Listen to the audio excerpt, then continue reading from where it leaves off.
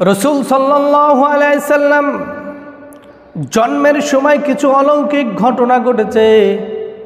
অলৌকিক ঘটনা দাত্রী এসে বলে, আমি হাজার হাজার মহিলাদের ডেলিভারি করেছি, বাচ্চাকে ভূমিষ্ঠ করিয়েছি, কিন্তু মুহাম্মাদের ব্যাপারে যা আমি দেখেছি ইতিপূর্বে আর কখনো এমন ঘটনা দেখি নাই। কি ঘটনা? আমি দেখতে পেলাম মুহাম্মদ দুনিয়ার জমিনে এমনভাবে এসেছে, তার শরীরের ভিতরে এক ফোঁটা কোনো রক্ত নেই, কোনো ময়লা নেই, কোনো দুর্গন্ধ নেই। এমনকি নার্ভি কাটা অবস্থায়, খতনা অবস্থায় আল্লাহ রসুল জন্মগ্রহণ করেছে। আমি রেখে দিলাম চিৎ করে শুয়ে।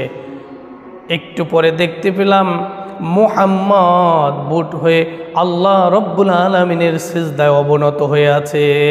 সুবহানাল্লাহ।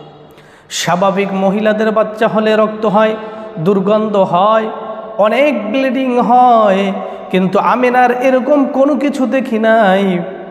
কিছুক্ষণ পর শাহাদাত আঙ্গুল আসমানের দিকে উত্তোলন করলেন, কি যেন বলতে আরম্ভ করলেন। মুহাম্মদ সাল্লাল্লাহু আলাইহি সাল্লামের জন্মের পরে এমন ঘটনা আমি ইতিপূর্বে আর কোনো মহিলার সন্তানকে দেখি নাই। আল্লাহ রসুল সাল্লাল্লাহু আলাইহি সাল্লাম জন্মের সময় পারস্যের সেই অগ্নিকুণ্ড হাজার বছর যা জ্বলতেছিল, প্রজ্বলিত ছিল, মুহূর্তের মধ্যে আগুনগুলো নিভে গেল।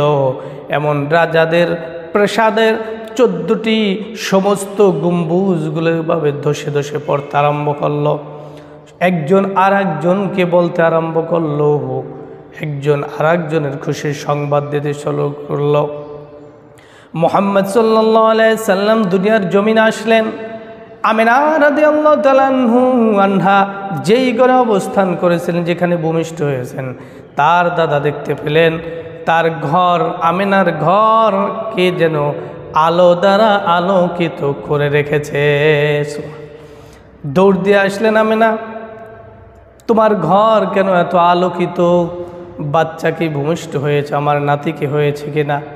এবার আমিনা বললেন, বাবা একটু অপেক্ষা করেন, একটু পরে আপনার কোলে দিতেছি। সুবহানাল্লাহ। এরকম অলৌকিক অনেক ঘটনা আল্লাহ রসুলের জন্মের সময় ঘটেছে। সুবহানাল্লাহ। রসুল সাল্লাল্লাহু আলাইহি সাল্লামের জন্ম নিয়ে মতভেদ রয়েছে।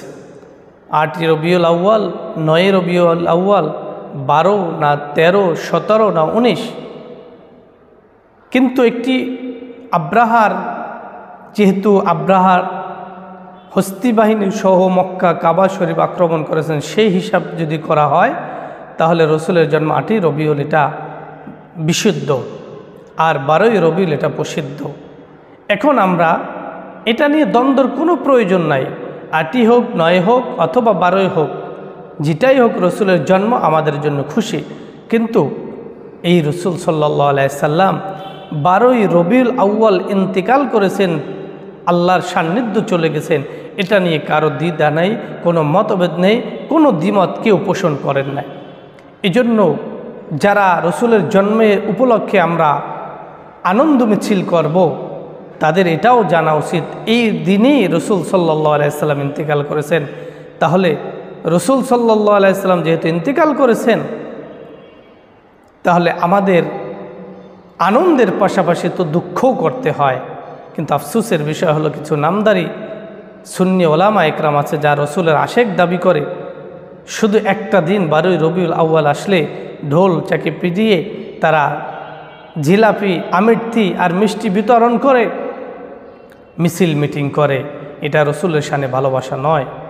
যে রসুল এই মাসে আসছেন, সেই মাসেই বিদায় নিয়েছেন, আনন্দের সাথে তো বেদনাও হওয়া উচিত।